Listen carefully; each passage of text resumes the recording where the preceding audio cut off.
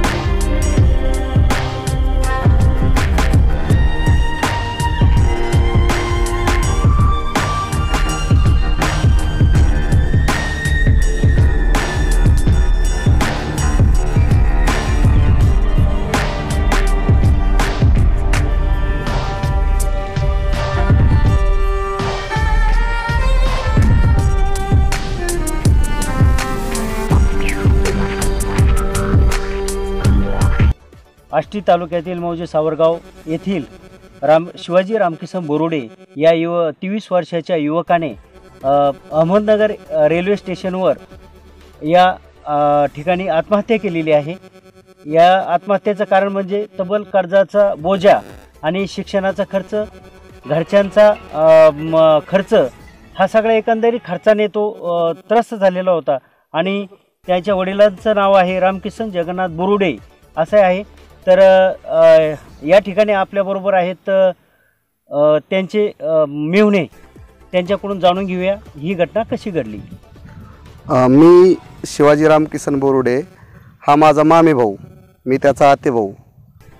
तर तो ही घटना व्हायच्या अगोदर माझ्याकडे 1 महिनाभरापूर्वी आलता. 4 दिवस माझ्याकडे राहिला. तो म्हटला की दाजी माझं आता वाईन टेक्नॉलॉजी BSc कंप्लीट झालं आहे, पण हालाकीची परिस्थिती एवढी आहे की मला आता पुढे VSI ते ॲडमिशन घ्यायचं MSc कंप्लीट करण्याकरता, पण पैशाची खूप चणचण आहे. आता इथून गावी गेल्याच्या नंतर देवस्थानपाशी काही देवस्थानच्या पावत्या फाडील आणि त्याच्यानंतर जे काही पैसे होतील ते जमा करील आणि पुढील शिक्षणासाठी मी तयारी करतो. कारण की जी MScसाठी तयारी लागते ती त्यांनी अभ्यासाची तयारी पण केली ती, पण स्थानिक म्हणजे यावर्षी नापिकी झाली, पीक पेरा कुठलाही झाला नाही. घरी परिस्थिती अत्यंत हालाकीची बेकार. त्याचे वडील म्हणजे आमचे मामा रामकिसन जगन्नाथ बोरुडे हे मच्छिंद्रनाथ देवस्थान ट्रस्टवर आचार्य म्हणून काम करतात. त्यांना महिनाकाठी ट्रस्ट फक्त 5,000 रुपये देतं. तर घरी 3 मुलं, मामी आणि स्वतः आजी यांचा खर्च त्या 5,000तून भागू शकत नाही. ह्या वर्षी दुष्काळाला सामोरं जावं लागल्यामुळे खरीपाची पेरणी नाही, रब्बीची पेरणी नाही आणि घरी डाळिंबाचा बाग, 2 शेततलाव, 2 टाके असून सुद्धा काही आंब्याचे झाडं जळून गेले. ह्या सगळ्या गोष्टी त्याच्या ध्यानात आलत्या. आणि एवढंच नव्हे तर तो त्याच्या शिक्षणाची तयारी स्वतः करत होता. तिथं नगरमध्ये काही लग्नाच्या वेळेस त्याने केटरिंगचं कामसुद्धा स्वतः केलेलं आहे, कारण की घरची परिस्थितीच तशी होती. त्याच्यामुळं ह्या गोष्टीला कंटाळून त्याने बुधवारी त्या अगोदर 2 दिवस कड्यात आला. आमोलोक शेजारी मी आणि आमचे बंधू, थोरले बंधू आरोग्य खात्यात आरोग्य सहाय्यक आहेत, आमची गाठ घेतली. एक आमचा मावस भाऊ आहे मच्छिंद्र राऊत, आमच्या तिघाची गाठ घेतली आणि आम्हाला म्हटलं दाजी जाऊ का आता मी नगरला. मला वाटतं तो आम्हाला फक्त स्माईल करून बोलला की आता मी शेवटचीच भेट घ्यायला आलो असंच सांगायला आलं थोडक्यात. आणि तो गेला तिथं आणि सकाळी तर आम्हाला इथून सावरगाव मामाचा फोन आला की शिवाजीचा ॲक्सिडेंट झाला. म्हणलं नेमकं कुठं आहे? म्हणलं शिवीला. मला शंका आली की ह्या मुलांनी काहीतरी घरची परिस्थिती असल्यामुळं काहीतरी केलं असेल. परत लगेच आमच्या थोरल्या मामाचा मुलगा संभाजी याने फोन केला की शिवाजीने अशा प्रकार रेल्वे पुढं पुणे हावडा एक्सप्रेस या रेल्वे पुढं बुधवारी रात्री 10:30ला आत्महत्या केली. आता या आत्महत्येचं कारण म्हणजे आमच्या मामाची परिस्थिती अत्यंत बिकटची, त्याच्यामुळं त्याच्यावर आर्थिक ताणतणाव झाला आणि त्या बोदरेशनमुळं त्याने आत्महत्या केली. आपल्यासोबत मयत शिवाजी रामकिसन बोरुडे या मुलाचे वडील रामकिसन जगन्नाथ बोरुडे हे आपल्याला अधिक माहिती जाणून देतील. मी रामकिसन जगन्नाथ बोरुडे, माझा मुलगा शिवाजी रामकिसन बोरुडे. मी 2 एकर डाळिंब लावले. हां. त्याला पाऊस नसल्यामुळं खर्च भरपूर केला पण पीक काय आलं नाही. हां. 2 टाक्या बांधल्यात, त्याला खर्च आलाय. असा टोटल खर्च 5 लाखापर्यंत गेलाय. आणि मुलगा शाळेत असताना घरी आल्याच्या नंतर तो म्हणायचा, नाना आता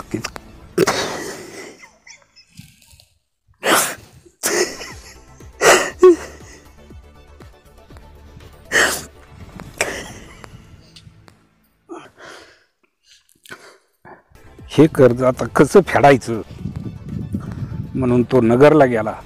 त्यांनी कंपनीत काम पाहिलं, त्याला काम मिळालं नाही आणि तो तसाच जाऊन त्याने आत्महत्या केली बुधवारी संध्याकाळी.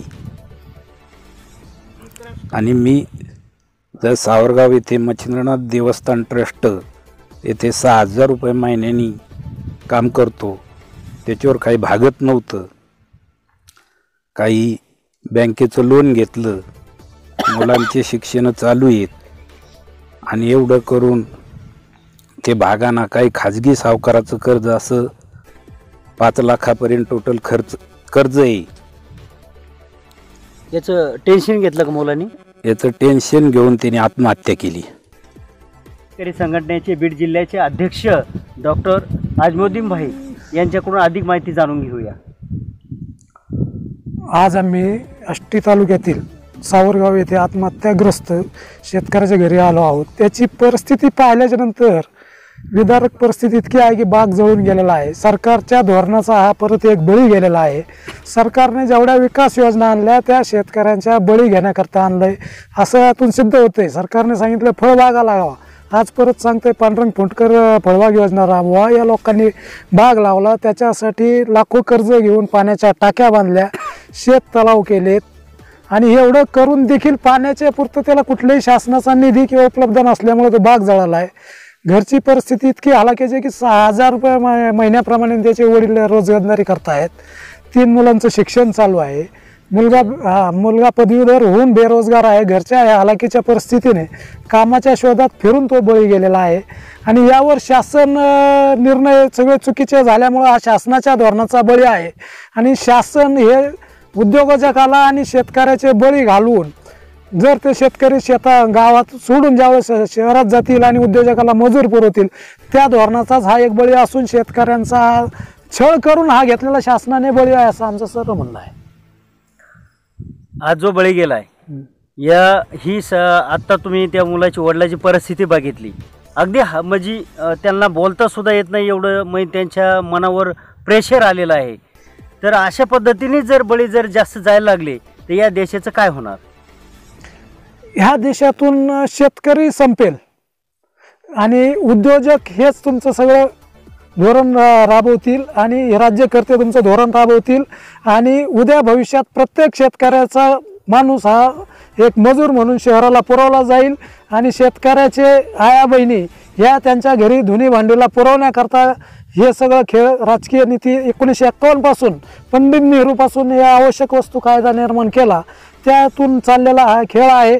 भाजप असो किंवा काँग्रेस असो हे दोन्ही एका नाण्याच्या बाजू आहेत आणि हे शेतकऱ्याचे बळी घेणार आहेत. तोपर्यंत हे शेतकऱ्यांच्या लक्षात येत नाही आणि शेतकरी जागरूक होत नाही तोपर्यंत शेतकरी जागणार नाही आहे. सीमेवर बी शेतकऱ्याचेच मुलं मरतायत आणि गावात राहिले तरी शेतकऱ्याचेच मुलं मरतायत. आणि राजकारण हे पाकिस्तान युद्ध, आतंकवादी युद्ध याच्या नावावर खेळलं जाते, पण खरं क्लेश हा निर्माण शेतात केलेला आहे, शेतकऱ्याच्या विरोधात निर्माण केलेला आहे आणि आपल्याला ते राज्यकर्ते वापरून आपल्याला संपवत आहेत. हे जोपर्यंत शेतकऱ्याच्या लक्षात येत नाही तोपर्यंत हे असंच चालणार आहे.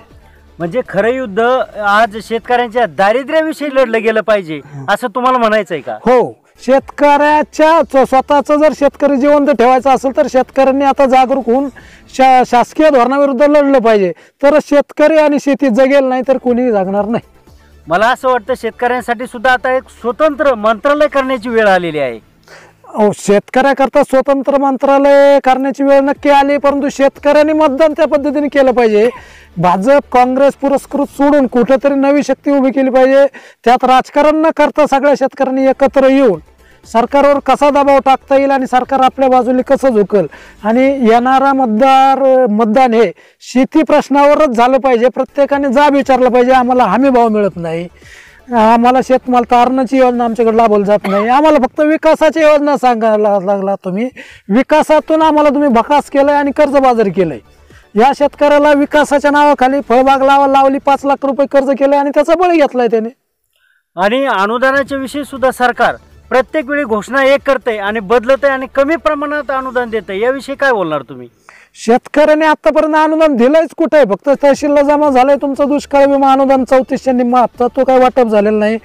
पंतप्रधानांनी सन्मान योजनेअंतर्गत 2000 रुपये तुम्हाला 17 रुपये रोजाने पैसे दिलेत, ते देखील तोंड पाहूनच मिळालं, सगळ्याला मिळालं नाही. आज मी तुमचं ते पूर्ण कंप्लीट झालं नाही आणि तुमचं मतदान होईपर्यंत सरकार देणार नाही, तुम्हाला बोलवतोय ते मता करता. कर्जमाफीविषयी आपण काय बोलणार?